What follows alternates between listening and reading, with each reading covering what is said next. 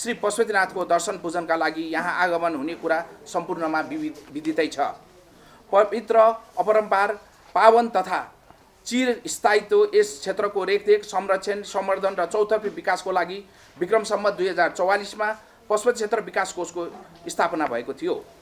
आफ्नो स्थापना समयदेखि नै कोषबाट यस क्षेत्रमा मनाइने जात्रा पर्वहरूमा आफ्नो नेतृत्वदायी भूमिका निर्वाह गर्दै आएको बारेमा यहाँहरू सबैमा जानकारी नै छ।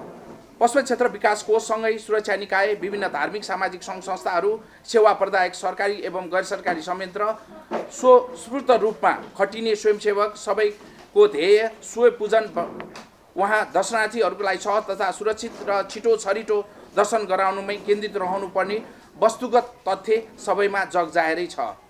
यस वर्षको महाशिवरात्रि पर्वलाई पनि यसै अनुरूप व्यवस्थापनका लागि पशुपति क्षेत्र विकास कोष सञ्चालक परिषदका अध्यक्ष माननीय सांस्कृतिक पर्यटन तथा नागरिक उड्डयन मन्त्री श्री बद्री प्रसाद पाण्डेज्यूको अध्यक्षतामा महाशिवरात्रि पर्व व्यवस्थापन मूल समारोह समिति 2081 गठन भई सो मूल समारोह समिति अन्तर्गत 10 वटा विषयगत उपसमितिहरू गठन गरी कार्य प्रारम्भ भइसकेको बेहोरा आमन्त्रित पत्रकार महोदयहरूमा स्मरण गराउन चाहन्छु।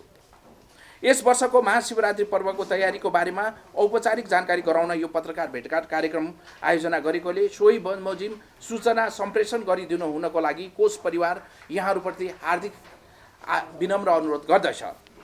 2081 साल फागुन 14 गते बुधबार तदनुसार 26 फेब्रुअरी 2025 को दिन परेको यस वर्षको महान शिवरात्रि पर्वमा लाखौं सङ्ख्यामा आउने दर्शनार्थी, साधु सन्त एवं भक्तजनहरूको प्रवाहलाई मध्यनजर राखी नेपाल सरकारबाट निर्धारित सुरक्षा तथा स्वास्थ्यको मापदण्डलाई पालना गर्दै समग्र रूपमा दर्शनको व्यवस्था थप प्रभावकारी बनाउनको लागि पशुपति क्षेत्र विकास कोषले ध्येय अनुसारको उपसमितिको गठन गरी कार्यविभाजन सहित विभिन्न तयारीहरू गरेको बारेमा यहाँहरू विज्ञजनहरूलाई जानकारी गराउन चाहन्छु। उपसमितिमा सुरक्षा व्यवस्था उपसमिति सदस्य सचिव डाक्टर मिलन कुमार थापा संयोजक, अनुगमन तथा तथ्याङ्क सङ्कलन व्यवस्था उपसमिति कोषाध्यक्ष नारायण प्रसाद सुवेदी, स्वयंसेवा परिचालन व्यवस्था उपसमिति सदस्य परिषद सदस्य श्री हरिनाथ संयोजक, उहाँ चाहिँ अलिकति बिरामी पर्नुभएकोले उपस्थित हुन सक्नु भएन। स्वास्थ्य सेवा उपसमिति परिषद सदस्य शिक्षित पराजुजी आउँदै हुनुहुन्छ। साधु सन्त तथा धार्मिक कार्यक्रम व्यवस्था उपसमिति परिषद सदस्य डाक्टर भरत बडाल, प्रचार प्रसार तथा साज सजावट व्यवस्था उपसमिति परिषद सदस्य म आफै छु राजु कुमार खत्री, आवास भोजन तथा भौतिक पूर्वाधार व्यवस्था उपसमिति परिषद सदस्य बाबुशरण सुवेदी, मन्दिर दर्शन चन्दन एवं रात्रिकाली व्यवस्था उपसमिति परिषद सदस्य रामेश्वर सङ्गत, उहाँ आउँदै हुनुहुन्छ। वातावरण सरसफाई तथा जुत्ता चप्पल व्यवस्था उपसमिति परिषद सदस्य रेणुका पराजुली, महाशिवरात्रि 2081 सचिवालय कार्यकारी निर्देशक सुभाष चन्द्र जोशीज्यू। उपयुक्त उपसमितिहरू मार्फत ध्येय अनुसारको व्यवस्था मिलाइएका छन्। सुरक्षा व्यवस्था नेपाली सेना, नेपाल प्रहरी, ट्राफिक प्रहरी, सशस्त्र प्रहरी बल नेपाल, राष्ट्रिय अनुसन्धान विभाग र कोषको सुरक्षा संयन्त्र समेतबाट सुरक्षा जनशक्ति परिचालन गरी महाशिवरात्रिलाई व्यवस्थित गरिनेछ। भकुण्डोलमा नेपाल प्रहरी र सशस्त्र प्रहरी दलको कमान्ड पोस्ट रहनेछ। यस कमान्ड पोस्टबाट खोज खबर कक्षको पनि व्यवस्थापन गरिनेछ। निर्धारित दर्शन मार्गहरूलाई लक्षित गरी सीसी क्यामेराहरू जडान गरिएको छ। गोरखनाथ, कैलाश, वनकाली लगायतका अन्य आवश्यक स्थलमा सब कमान्ड पोस्टहरू खडा गरी संयुक्त सुरक्षा व्यवस्था मिलाइएको छ। ट्राफिक प्रहरी महाशाखाको सहयोगमा निश्चित स्थानमा सम्पदा मैत्री पार्किङ व्यवस्था गरिएको छ। आगन्तुक तथा तथ्याङ्क सङ्कलन महाशिवरात्रि पर्वको पावन अवसरमा स्वदेश तथा विदेशबाट पाल्नुहुने साधु सन्त, महन्त, तीर्थनार्थी, दर्शनार्थी एवं भक्तजनहरू सम्बन्धी विविध गतिविधि तथा क्रियाकलापको अनुगमन गरी आवश्यक तथ्याङ्कहरू सङ्कलन गर्न दक्ष जनशक्ति खटाइनेछ।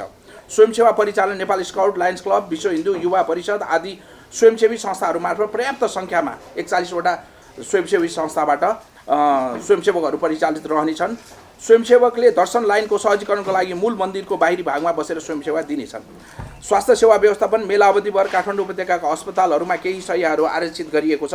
नेपाली सेना, नेपाल प्रहरी, संयुक्त सशस्त्र प्रहरी बल नेपाल साथै अन्य स्वयंसेवी संस्थाहरूको समन्वय गरी दक्ष स्वास्थ्यकर्मी, निःशुल्क औषधि, एम्बुलेन्स तथा आवश्यक स्वास्थ्य उपकरणको व्यवस्था मिलाइएको छ। साधु सन्त तथा धार्मिक कार्यक्रम व्यवस्थापन स्वयं शिवस्वरूप साधु सन्त तथा धार्मिक व्यक्तिहरूको आवास, भोजन, प्रभात फेरी तथा उहाँहरूको सञ्चालन हुने धार्मिक पूजाआजा, भक्त भजन कीर्तन, धुनी कार्यक्रम आदिको लागि सम्बन्धित उपसमिति मार्फत गुठी संस्थान लगायतका अधिकारीहरू संस्थाको संयोजनमा आवश्यक व्यवस्था मिलाइएको छ। प्रचार प्रसार सजावट व्यवस्थापन महाशिवरात्रि पर्वको शुभ अवसरमा सम्बन्धित सबै सूचना तथा साज सजावट व्यवस्थाबारे सहज जानकारी सम्प्रेषणका लागि सम्पूर्ण छापा, radio, television, Nepal telecom, online खबरहरू आदिबाट समन्वयमा सहयोग लिइनेछ। आवास, भोजन तथा भौतिक पूर्वाधार व्यवस्था, हंसमण्डप, वनकाली, तिलगङ्गा तथा बी11 को उत्तरी भागमा विविध सङ्घ संस्था मार्फत निःशुल्क आवास, साप्ताहिक भोजन, चिया पानी वितरण गर्ने व्यवस्था मिलाएको छ। यी क्षेत्रमा अस्थायी शौचालयको पनि व्यवस्था गरिएको छ। भोजन वितरण गर्ने संस्थाहरूले कागज, पात आदिबाट बनेको कप प्लेट मात्रै प्रयोग ल्याउनु पर्नेछ। काँच र प्लास्टिक पूर्ण रूपमा प्रयोग निषेध गरिएको छ। 8 नम्बर, मन्दिर दर्शन, चन्दन वितरण एवं रात्रिकालीन व्यवस्था।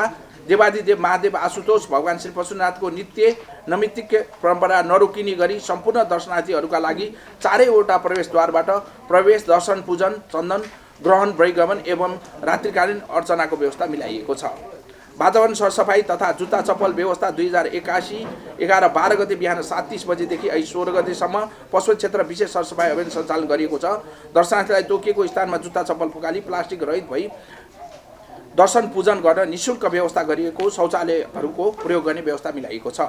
महाशिवरात्रि पर्व 2081 को सचिवालयमा माथि उल्लेखित 9वटै उत्सव तथा मूल समारोह समितिसँग सम्बन्धित कुनै पनि जानकारी आवश्यक परेमा कोषका कार्यकारी निर्देशकको संयोजकमा सचिवालयमा सम्पर्क गर्न सक्नुहुनेछ।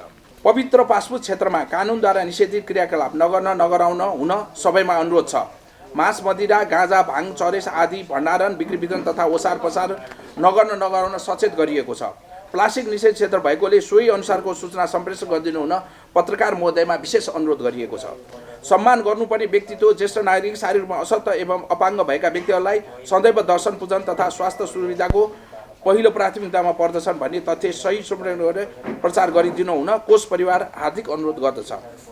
2081 साल फागुन 12 गते बिहान 7:30 बाट साधु सन्तको सहभागितामा धार्मिक झाँकी सहित पशुपतिनाथ मन्दिरको पश्चिम ढोकाबाट तिलगङ्गा, गौशाला, जयबागेश्वरी, चाबेल, गणेश हुँदै मित्र पार्क, उमाकुण्ड, भुवनेश्वरीसम्म भव्य रूपमा शोभायात्रा सम्पन्न गरिएको पनि बेहोरा जानकारीको लागि अनुरोध गराउँछु।